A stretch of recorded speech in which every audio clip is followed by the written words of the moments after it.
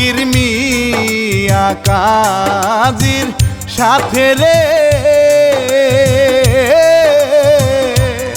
আসে সালাম দিয়া বাজার দিল রে আলেক জানে রান্না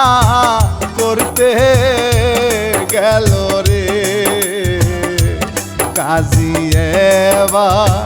বিয়া দেখো পড়ায় রে